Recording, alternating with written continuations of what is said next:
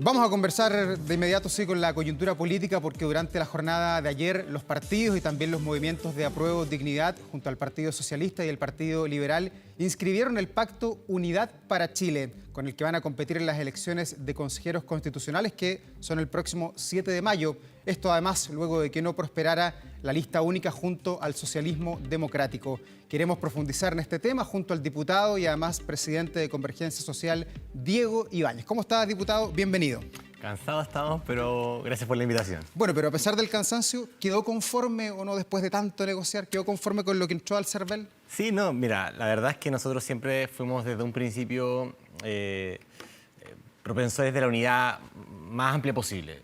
No fue posible con el PPD, no fue posible con la democracia cristiana. Nosotros pensamos que, a propósito de la derrota del 4 de septiembre, al menos los que estaban por un Estado social y democrático de derecho, fuesen todos juntas y juntos en una misma lista. No fue posible, pero más allá de aquello, el nombre justamente de Unidad para Chile dice relación con esa vocación de querer aunar la máxima cantidad de opiniones, de diálogos posibles, porque la próxima Constitución, que esperemos que sea aprobada en diciembre de este año, sea representativa de la gran mayoría de la ciudadanía, más allá de los matices y las diferencias que tengamos. Diputado, pero costó mucho encontrar a los candidatos, no solamente a ustedes, sino que a todos los conglomerados políticos. Quizás retrocediendo en el tiempo se equivocaron en la negociación que hubo a fines de diciembre de colocar tantas inhabilidades para los que sean candidatos en esta elección. Mira, yo creo que haya costado y que sea gente muy nueva, porque hay pocas caras que son reconocidas públicamente porque o estuvieron en otros cargos políticos o de una u otra manera son poco conocidas. Yo creo que incluso eso hace bien, porque da cuenta de un debate que va a ser más sobrio, de un debate que esperemos que esté enfocado en las ideas, no en cuestiones estéticas ni en dime y diretes de la pequeña política. Me da la impresión de que eso también va a acompañar un clima que nos va a permitir, por cierto, conflictuar en torno a los puntos donde no hay acuerdos y, por tanto, votar, que la mayoría operen, pero también construir grandes acuerdos. Me da la impresión de que en ese contexto no estoy arrepentido en absoluto del proceso de las negociaciones para continuar con el acuerdo constituyente, porque recordemos que la contracara era que solamente los designados a dedo por el Congreso iban a redactar la Constitución. Entonces, el que tengamos un espacio de elecciones es una cuestión que yo lo valoro y que creo que hay que avanzar en ese camino hacia darle más protagonismo a la ciudadanía en la elección de los convencionales. Ya, pero finalmente haciendo la raya para la suma, ¿es muy perjudicial para su sector ir en dos listas separadas pensando que se perdieron buenos candidatos como José Antonio Vieragallo, como la presidenta Bachelet, que también en un minuto mostró su disposición? Y hoy día en muchas regiones aparece gente que es desconocida, que no son caras favoritas para la opinión pública. Claro, naturalmente nuestra invitación siempre fue a tratar de generar un acuerdo mucho más amplio. Nosotros nos reunimos con la expresidenta Bachelet y ella quiso ser garante también de esa unidad, poner en el centro lo que nos une más que lo que nos divide. Y uno ve al frente y también está bien dividida la cosa. Tenemos la derecha dividida al menos en 3 listas.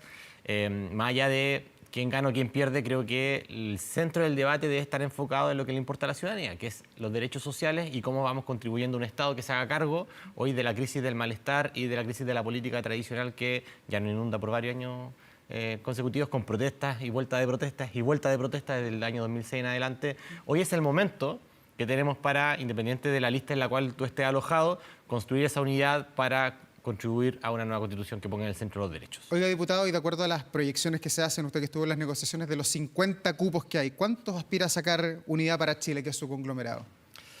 Buena pregunta. Mira, la verdad es que no tenemos un número preciso, pero me da la impresión, naturalmente, de que para cualquier fuerza el quórum de los 3/5 es un punto fundamental. O sea, mientras se logre el quórum adecuado para contribuir a una mayoría, donde nadie le pase máquina al otro, creo que estamos en condiciones de decir que la alianza fue exitosa. ¿Y ustedes pretenden pasarle máquina a la otra lista donde está el PPD, el Partido Radical? Porque vemos acá que no hubo pactos por omisión finalmente. De hecho, creo que el concepto de tratar de ir y prescindir de tu adversario político es lo que justamente falló en el proceso anterior, cuando hubo una gran mayoría de gente que naturalmente tenía una vocación más transformadora. Creo yo que, y lo hemos conversado con varios ex convencionales, el diálogo y el jamás prescindir de tu adversario político, por más que piense distinto, porque las correlaciones culturales de fuerza en la sociedad son oscilantes. Un día está acá, un día está allá. Por cierto que hay una crisis que se sostiene. La idea es justamente de generar un acuerdo que ponga en el centro algunas ganadas para la ciudadanía. Cuando uno prescinde del adversario, pierde finalmente el foco, se engolosina, y creo que eso es lo que no debe pasar en este proceso. Oiga, y después de toda la inscripción que hubo en el día de ayer, los duros dichos de Guido Girardi, que acusó de que la suya era la lista del indulto, ¿los va a perjudicar finalmente, o usted cree que con llamarse ahora Unidad para Chile se borra al ser la lista del indulto? Es que no sé a qué se referirá el ex senador. Entiendo que en el momento él pegó un manotazo de ahogado, después quería ir separado, después quería ir en una lista conjunta nuevamente.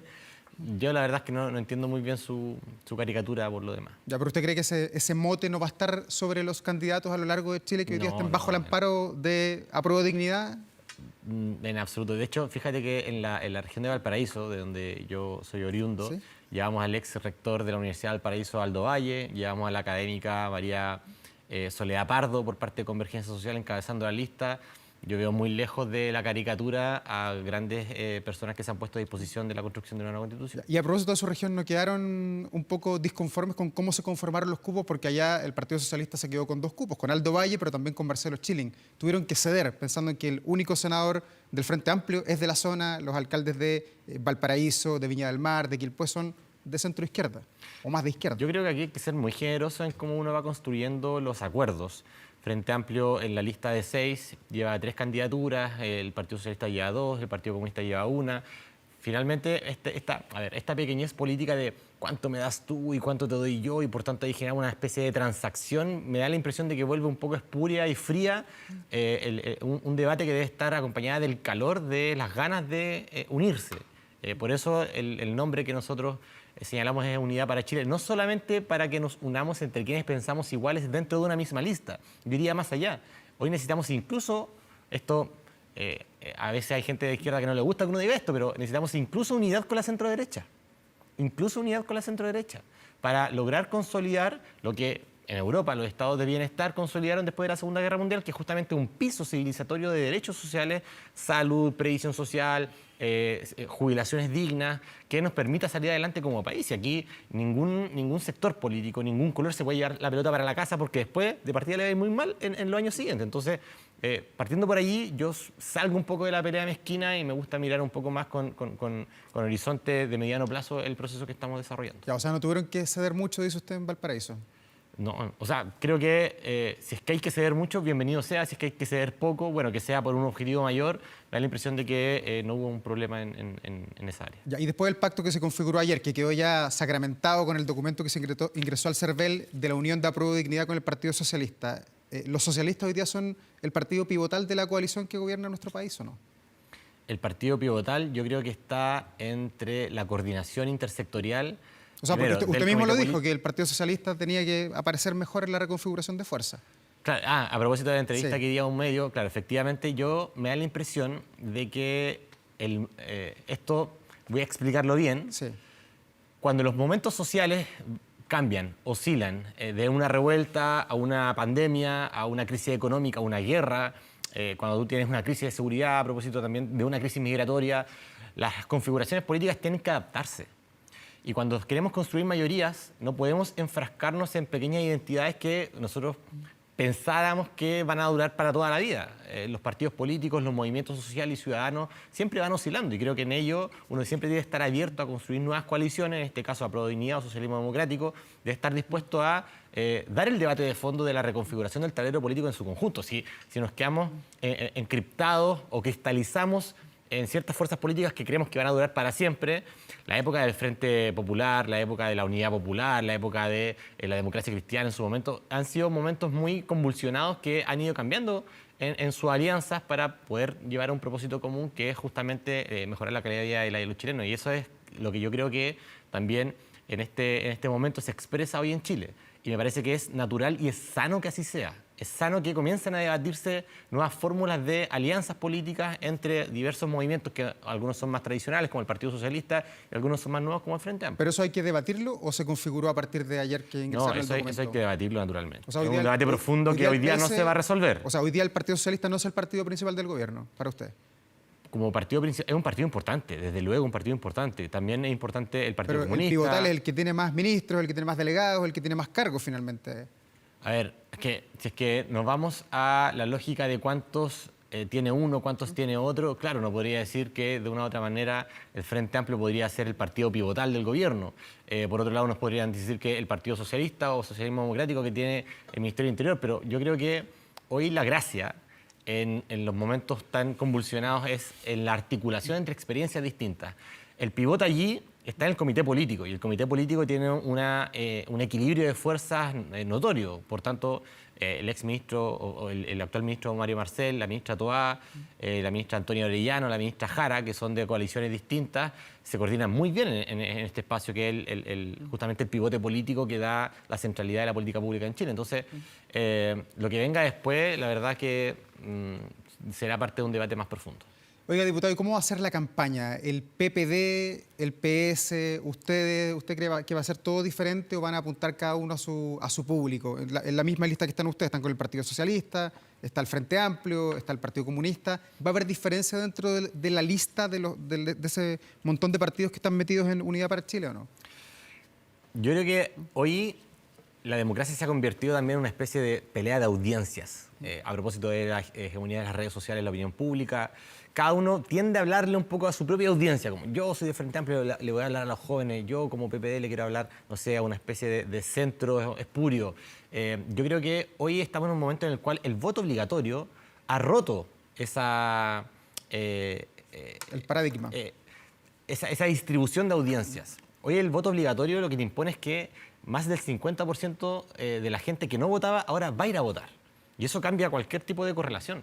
Entonces, creo que estamos en la incertidumbre, pero la mejor manera de abordar esa incertidumbre es hablarle a la transversalidad, es no perder la transversalidad. Pero no renunciar a aquella. ¿Qué son? ¿Hablar de pensiones, hablar de seguridad? Eso es hablar de... Eso es que creo que es hablar de sentido común. Hoy el sentido común, ¿qué te está imponiendo? Estamos en una crisis económica donde hay que hablar de reactivación económica y poner en el centro la economía y el bolsillo familiar. Y eso al mismo tiempo te lleva a hablar de derechos sociales, a hablar de el alza del costo de los remedios a propósito de la guerra, está hablando de fortalecer, por ejemplo, a propósito de la crisis de la ISAPRE, cómo vamos a resolver la situación de 3 millones de personas que no son ricos, que son clase media, que ganan un poco más de 1 millón de pesos, pero no son millonarios en Chile. Entonces, creo que esas cosas son las que tienen que estar en el centro del debate público, el abuso de las AFP, a propósito de la aprobación de la reforma de pensiones y a propósito del incendio, una cuestión muy importante que muchas veces se deja fuera a propósito del debate que se da mucho en el centro de Santiago, que es la ruralidad.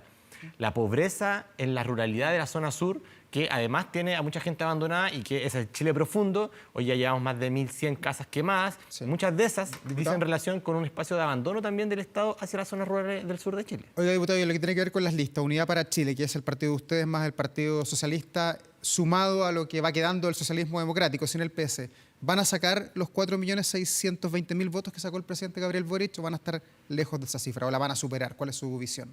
Yo creo que uno siempre debe aspirar a mejorar los resultados electorales y hablarle a la mayor transversalidad posible. Yo no me pongo con un objetivo, un número en particular. Yo creo que aquí el debate tiene que ser amplio, tiene que ser convocante, en momentos donde la política pequeña, de la identidad, de hablarle a los propios convencidos, es lo que muchas veces ha dominado el debate público. Yo creo que hoy, yo diría que hoy lo más revolucionario incluso es romper el nicho propio y es avanzar lo más posible hacia una transversalidad que permita hoy consagrar un Estado social y democrático de derecho. Y de aquí al 7 de mayo, ¿qué rol debe jugar el gobierno del presidente Gabriel Boric? ¿Debe monitorear el proceso o debe acompañarlo apoyando a los candidatos que son de su sello político? No, el gobierno debe prescindir de cualquier tipo de actividad electoral y eso lo hemos conversado también con nuestro presidente. O sea, a diferencia de lo que ocurrió en el proceso anterior.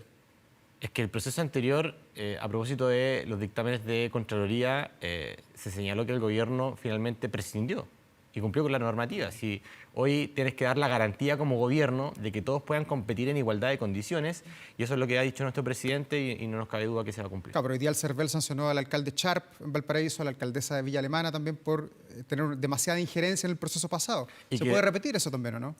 Claro, o sea, el alcalde Char y la alcaldesa Javiera Toledo no son de la alianza de gobierno, son de otro movimiento. Y está bien que el CERVEL sancione, está bien que por parte de la Contraloría se persigan responsabilidades administrativas, está súper bien, la institucionalidad tiene que operar. Ahora, cuando hablamos del gobierno, el gobierno se va a mantener, digamos, ajeno a la contienda electoral que es propia de los movimientos y los partidos. ¿Incluso en su tiempo libre los ministros?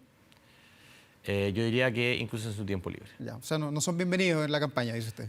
Siempre, a ver, somos seres políticos, somos seres humanos que cada uno tiene su visión de la vida. Por cierto que cuando somos parte de un partido político, de un movimiento, la neutralidad de una u otra manera es un poco ficticia, pero en sus labores funcionariales ni un peso del gobierno va destinado a ningún tipo de campaña, eso denlo por seguro. Si no, nosotros vamos a ser los primeros en denunciar aquella situación. Diputado, ha tenido harta pega con las listas. Hoy día en la mañana tempranito estaba en La Moneda en la reunión de coordinación con todas las fuerzas políticas a propósito del incendio.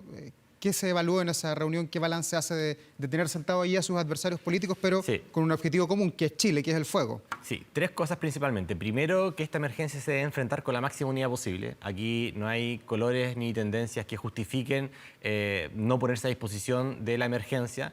Lo segundo es que hacemos un llamado también a los jóvenes, que muchos se están organizando en voluntariados, a tratar de coordinarnos con el Instituto Nacional de la Juventud. Eso es fundamental, porque si es que se hacen voluntariados masivos, si es la coordinación necesaria, también se pone en riesgo la gente. Se necesita vacunación, se necesita implementos de protección personal. Entonces, la INJUV va a estar tratando de concentrar esto para disponerlo. Y por último, el tema del toque de queda.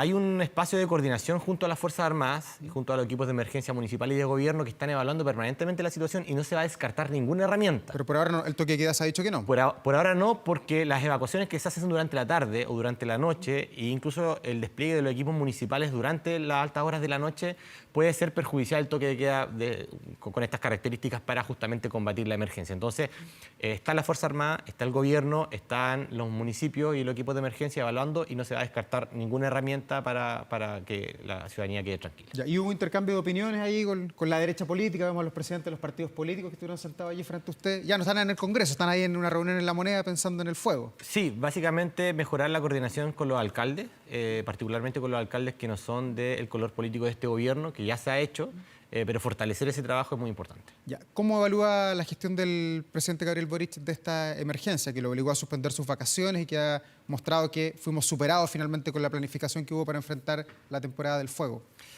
Está bien, pues. Si el presidente y si hay que suspender las vacaciones para ir a atender justamente una emergencia es un deber ético, un deber moral incluso. Así que yo creo que el presidente ha intentado hacer lo mejor posible, de ponerse arriba de esto, coordinando, ejerciendo su jefatura y velando porque la institucionalidad también funcione y opere en beneficio de la ciudadanía.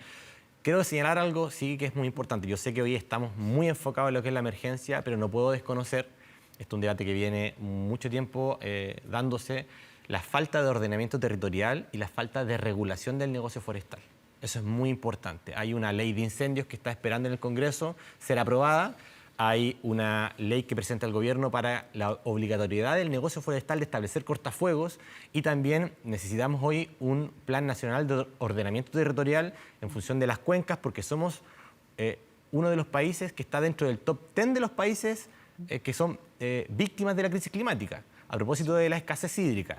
Y la vegetación exótica, como el pino, como el eucalipto, que consume hasta 20 o 30 veces más que el bosque nativo, también profundiza esta crisis climática y además genera también posibilidades de que los incendios proliferen. Por tanto, aquí también hay responsabilidades a propósito de la pega que tenemos que hacer en el Congreso para mejorar esta situación y que no se vuelva a reproducir, porque el monocultivo sabemos que es un chispero que el día de mañana puede terminar peor. ¿Se arrepiente de algo, de no haber aprobado alguna ley que hoy día se hace necesario para combatir el fuego? Yo presenté una ley, que es la ley de incendios, desde que fue el incendio en Quilpué en enero del 2020. Llevamos casi 3 años esperando esa ley. Quizás mi autocrítica es no empujarla lo suficiente, pero he hecho el intento incendio tras incendio, verano tras verano, para que avancemos rápidamente y podamos, por cierto, ponerle coto con una legislación que esté a la altura de la crisis climática que estamos viviendo. ¿Está conforme con el gobierno en terreno, con este despliegue que han tenido los ministros? En otros gobiernos, los ministros en terreno en emergencia han sido catapulta para muchos de ellos ser después candidatos presidenciales incluso. Michelle Bachelet, Lorenzo Goldfront, cuando aparecieron los mineros. ¿Ve algo de eso en esta emergencia? Ojalá no ver nada candidateable en esta emergencia. ¿Ve algo para no aprovechar la emergencia como para empujar. Yo lo que vi hoy, llevamos 4 días de emergencia, vi a un ministro, al subsecretario de Interior, Manuel Monsalve, bien empoderado, a la ministra Camila Vallejo, muy al tanto, a la subsecretaria Francisca Perales, que está a cargo de la coordinación junto a su jefe de gabinete, Simón Ramírez, que estuvo hoy también dándonos cuenta del trabajo. Los veo bastante empoderados y espero que todo lo que se haga y que se mejore para nivelar hacia arriba sea en beneficio de la ciudadanía y, por cierto, también de combatir los incendios, que es la urgencia hoy y que tenemos que pararla. Oiga, lo último, una clásica pregunta para despedirnos. Después de la emergencia, ¿es un buen momento para evaluar al gabinete del presidente Gabriel Boric o no? El gabinete se está evaluando, se estuvo evaluando al menos antes de la emergencia para probablemente generar algunos cambios durante el mes de marzo, iniciado el año. Entiendo que seguramente a propósito de la emergencia hoy el enfoque es este, así que no tengo mayor información respecto de lo que vaya a pasar con el gabinete. Pero sí, a principios de marzo va a haber cambios. Sí, yo creo que van a venir cambios. Ahora, es una atribución presidencial que está radicada exclusivamente en el presidente y que él va a anunciarlo cuando lo considere pertinente y nosotros lo vamos a dar todo nuestro respaldo como partido. Diputado Diego Ibáñez, muchas gracias por esta conversación. Gracias por estar aquí. Se queda dormido poco, así que me ha tocado Gracias duro. a ti. Sí. Gracias, que esté muy bien. Chao.